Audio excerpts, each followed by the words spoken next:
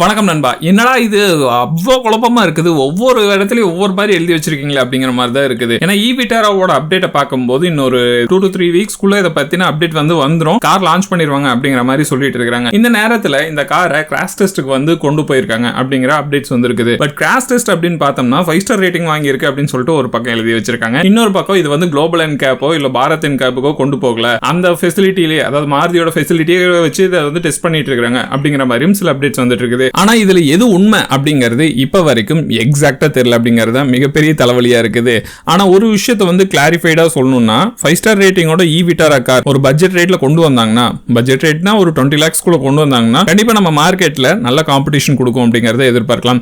Indian மார்க்கெட்ல EV கார்கள்னா முதல்ல டாடா கம்பெனியோட கார்களை தான் நிறைய பேர் ட்ரஸ்ட் பண்ணி வாங்கிட்டு இருந்தாங்க. இப்போ ரீசன்ட் டைம்ல பார்க்கும்போது BYD அதுக்கப்புறம் இந்த மாதிரி MG இந்த மாதிரி சைனா கம்பெனிஸோட சேல்ஸ் பாத்தீங்கன்னா கொஞ்சம் கொஞ்சமா க்ரோ அப் ஆகி வந்துட்டு இருக்குது. அப்படி பார்க்கும்போது நமக்கு மாருதி சுசுகில இருந்து ஒரு கார் வரும்போது கண்டிப்பா இது மார்க்கெட் ஆக்குபை பண்றதுக்கான வாய்ப்புகள் நிறையவே இருக்குது. பட் ஈவி அப்படின்னு சொல்லும்போது எனக்கு என்ன மைண்ட் செட் வருது அப்படின்னு கேட்டீங்கன்னா, என்னோட ஒப்பீனியன் என்னன்னு கேட்டீங்கன்னா, ஈவி இப்பதான் ஒரு 10 இருந்து 15 வருஷத்துக்குள்ளதான் கொஞ்சம் கொஞ்சமா R&D பண்ணி இம்ப்ரூவ் பண்ணிட்டு வந்துட்டு இருக்காங்க.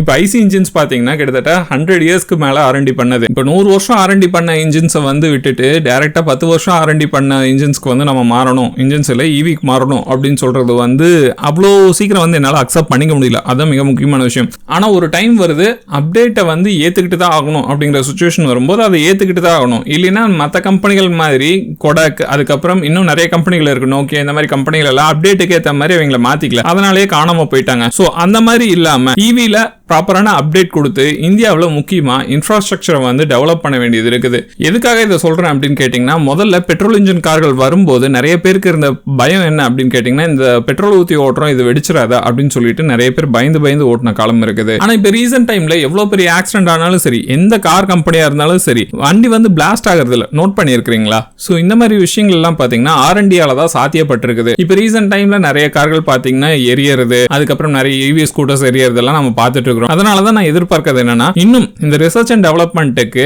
இன்னும் அதிகமான டைம் ஸ்பெண்ட் பண்ண வேண்டியது இருக்குது. இன்னும் டெவலப்மெண்ட்ஸ் பாத்தீங்கன்னா நிறைய தேவைப்படுது. இன்ஃப்ராஸ்ட்ரக்சர் வழியா பாத்தீங்கன்னா நிறைய விஷயங்கள் கண்டிப்பா பண்ணணும். அது இல்லாம ஒரு முக்கியமான விஷயம் என்ன தெரியுமா, நார்மல் ஐசி இன்ஜின்ஸ்ல ஓட்டுற டயர்ஸை விட ஈவி கார்கள்ல யூஸ் பண்ற டயர்கள் எல்லாமே சீக்கிரமா தேய்மானம் ஆயிருது அப்படிங்கிற கம்ப்ளைண்ட்டும் இருக்குது. அதுக்கு காரணம் அதிகப்படியான டார்க் தான். ஏன்னா ஈவி கார்களை பொறுத்த வரைக்கும் உங்களுக்கு எந்த வித பேரியரும் கிடையாது.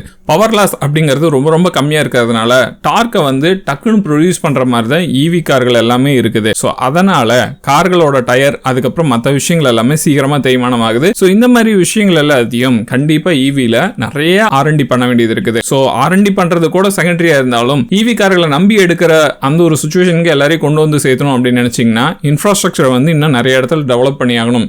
சோ அப்பதான் மக்கள் மத்தியில பாத்தீங்கன்னா ஈவி கார்களுக்கான வரவேற்பு அதிகமா கிடைக்கும் அப்படிங்கறத நான் எதிர்பார்க்கிறேன். இதை பத்தி நீங்க என்ன நினைக்கிறீங்க? உங்க ஒப்பீனியன் என்ன அப்படிங்கறத கமெண்ட் செக்ஷன்ல பதிவு பண்ணுங்க. அடுத்த வீடியோல சந்திக்கலாம். டாடா.